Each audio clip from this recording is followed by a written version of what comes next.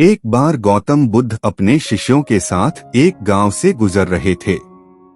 रास्ते में एक व्यक्ति उनके पास आया जो बहुत परेशान और चिंतित था।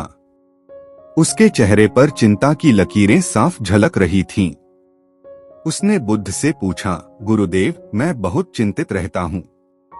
मेरी समस्याओं का कोई अंत नहीं है। कृपया मुझे बताएं, मैं क्या करूं? बुद्ध मुस्कुराए और बोले, मैं तुम्हें एक छोटी सी कहानी सुनाता हूँ। फिर उन्होंने अपनी आंखें बंद की और कहना शुरू किया।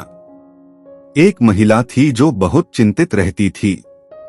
उसकी चिंता छोटी से छोटी बातों में भी दिखाई देती थी। एक दिन उसने देखा कि उसका बच्चा बुखार से पीड़ित है।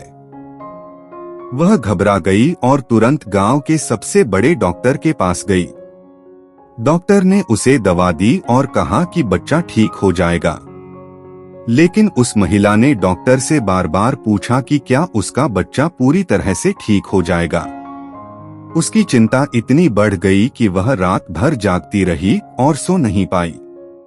बुद्ध ने फिर उस व्यक्ति की ओर देखा और कहा, उस महिला की तरह हम सभी अपने जीवन की छोटी छोटी समस्याओं को बहुत बड़ा बना लेते हैं और चिंता में डूब जाते हैं।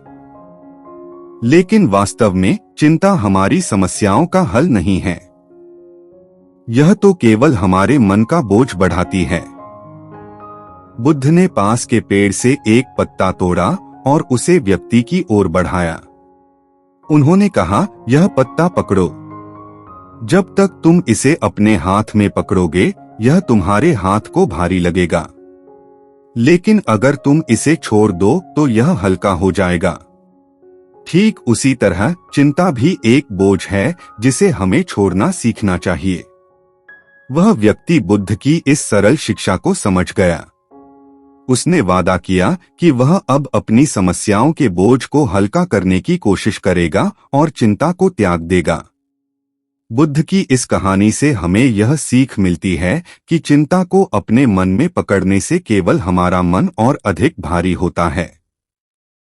हमें अपनी चिंताओं को छोड़ना और वर्तमान में जीना सीखना चाहिए।